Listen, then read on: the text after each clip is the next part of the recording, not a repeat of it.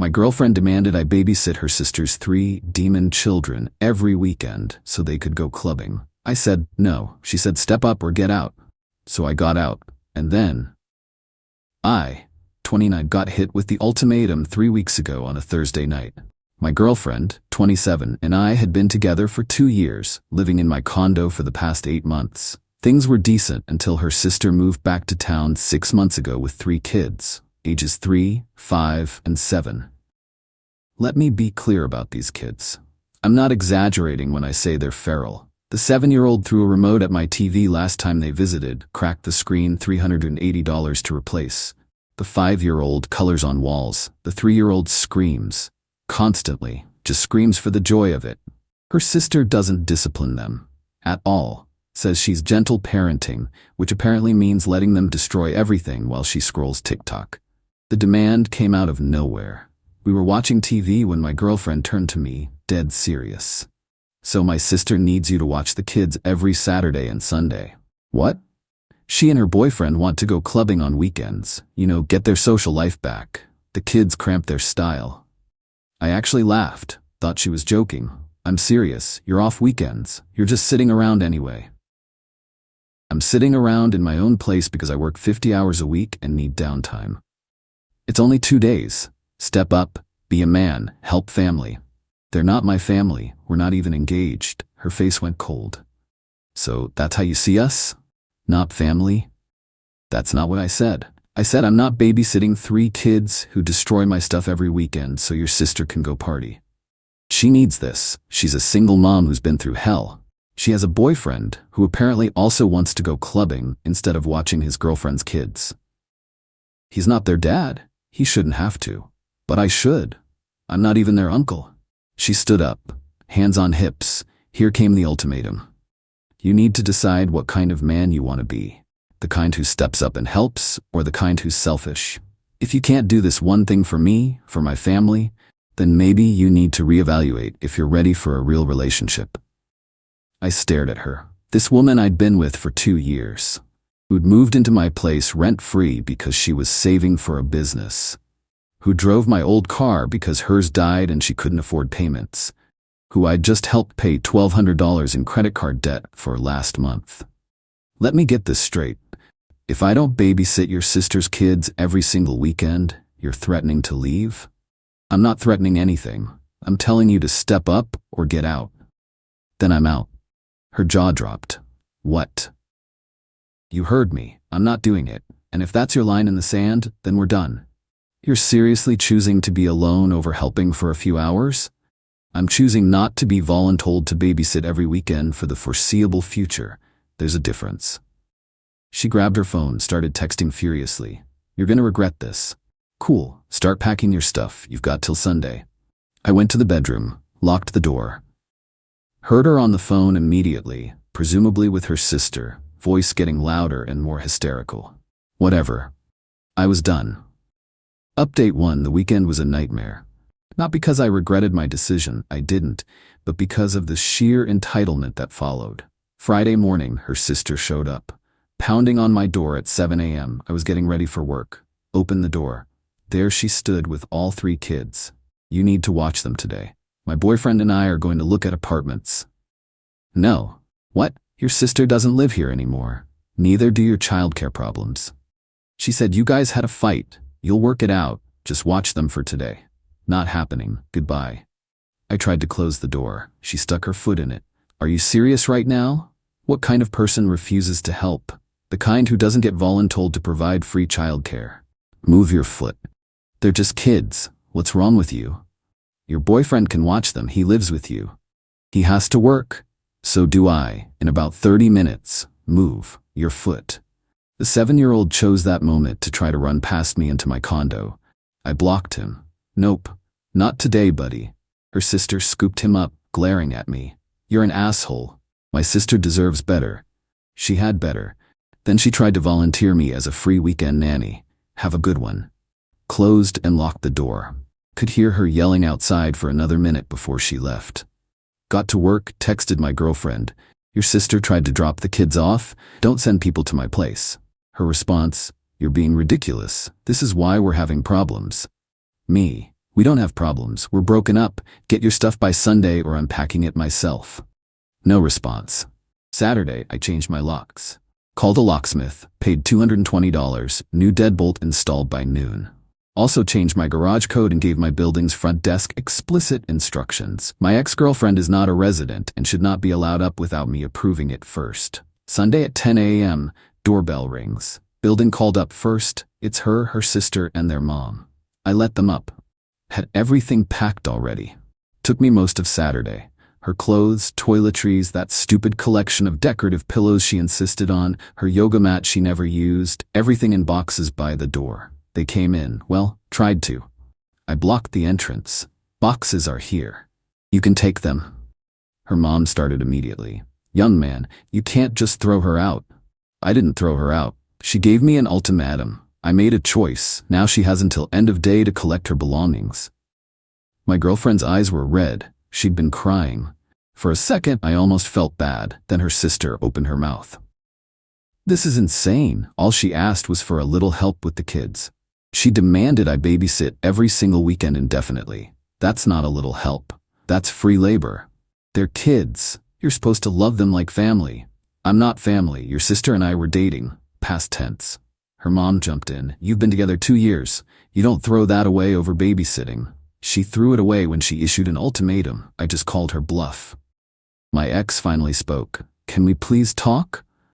Alone? We can talk right here. You've got about 15 boxes to carry down. Better get started. You're not even going to listen to me?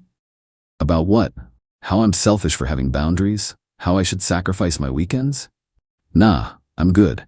Her sister stepped forward, getting in my face. You know what? You're pathetic. A real man would establish boundaries and not let people take advantage of him. Your turn to finish that sentence. She sputtered. No comeback ready. Look, I said, I'll make this simple. Everything's packed. Take it now. If anything's still here at 6 p.m., it goes to donation. Your choice. They took the boxes. Took 3 trips. Time. The whole time, her mom kept muttering about how I was making a mistake, how I'd never find anyone as good as her daughter, how family helps family. On the last trip, my ex tried one more time.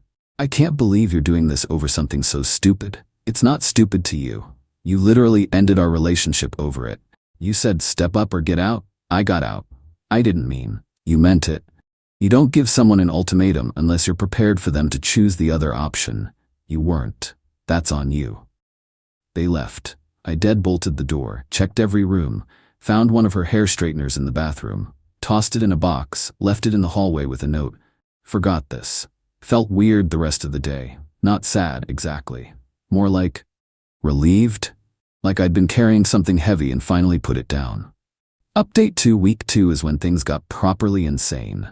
The entitlement reached levels I didn't think possible. Monday, I got a Venmo request from her sister for $400. The note said, childcare fees you would have paid. I declined it. Added my own note. That's not how any of this works. She sent another request, $600 this time. Emotional distress. Declined. Blocked her on Venmo. Tuesday, my ex started the phone campaign. Called me 23 times from different numbers. I answered the last one. You need to stop. We need to talk about the car. The car. Right.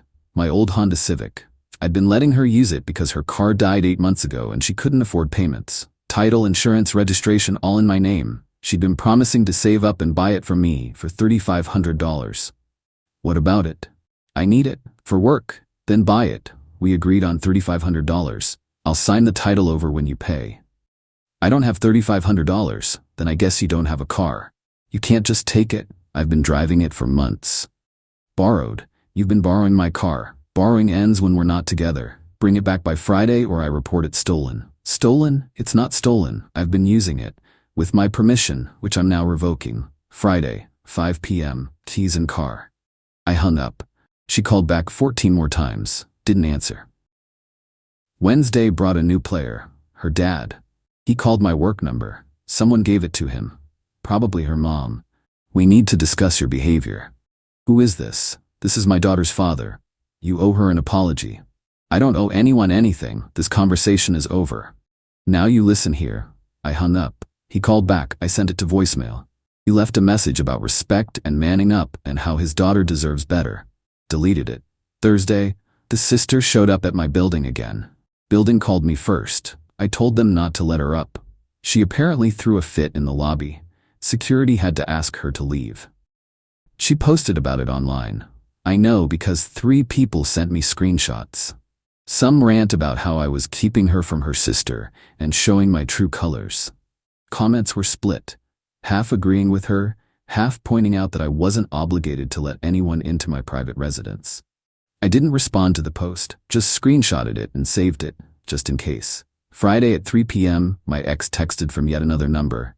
Can't bring the car today. Need more time. Me 5 p.m. Not negotiable. Her, you're being unreasonable. I need transportation. Me, Uber exists 5 p.m. Her, what if I can't make it? Me, then at 5:01 I call the police and report my vehicle stolen. Her, you wouldn't. Me, try me.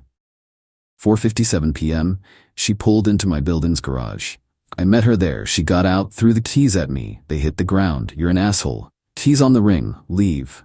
She stood there like she was waiting for me to, what? Apologize? Invite her up? Can we please talk? Really talk? No. You're just gonna throw away 2 years? You threw it away when you gave me an ultimatum. I'm just living with your decision. It wasn't an ultimatum. I just needed you to step up or get out. Your exact words. I got out. She started crying. Real tears this time, not the manipulative kind. I miss you. I miss us. Can't we work this out? Work what out? You want me to babysit every weekend? I don't. That's not something you compromise on. Maybe just some weekends? No weekends. 0 weekends. I'm not free childcare for your sister's lifestyle choices. She needs help. Then she should ask her boyfriend or your parents or hire a babysitter, not volunteer her sister's boyfriend. Ex-boyfriend, she said quietly. Right. Ex, because you made a choice. Now live with it. I got in the car, started it. She stood there in my rearview mirror, crying, drove away, felt nothing. That's when I knew it was really over. Update 3, final. 3 weeks out. Time for the resolution. The harassment continued for a few more days. Her mom called twice more, getting increasingly hostile, threatened to talk to my boss about my character. I told her if she contacted my workplace, I'd file a harassment report. She hung up. Her sister tried a different approach, showed up at my regular coffee shop on Saturday morning. I don't know how she knew I'd be there. Probably my ex told her. She sat down across from me without asking. We need to talk. We don't. You ruined my sister's life. Your sister's life is her own responsibility. I'm not part of it anymore. She's depressed, barely eating. This is your fault. She gave me an ultimatum. I chose. Actions have consequences. You could fix this. Just apologize. For what? Having boundaries. For being selfish. I looked at her. Really looked. She looked exhausted, hair messy, dark circles under her eyes. Where are your kids right now? My boyfriend's watching them. Why? So he can watch them on Saturday mornings. Interesting. She blinked. What? You said he shouldn't have to watch them because he's not their dad. But here we are. Saturday morning. He's watching them. That's different. How? Because we live together. And I didn't live with them. See the difference? You volunteered someone else's time without asking. That's not how this works. You're twisting things. I'm pointing out the obvious. You wanted free childcare? I said no. The end. My sister loved you. Your sister loved the idea of a boyfriend who'd babysit every weekend. When I didn't perform that function, the ultimatum came out. That's not love. She left after that. Didn't say anything else. Just got up and walked out. The next major development came from an unexpected source. Her younger brother. He reached out via email. Hey man, just wanted to say sorry for how my family's been acting. My sister, your ex, told me the whole story, including the parts she left out when complaining to mom and dad. The ultimatum thing was messed up, and volunteering you for babysitting duty every weekend? Yeah, no.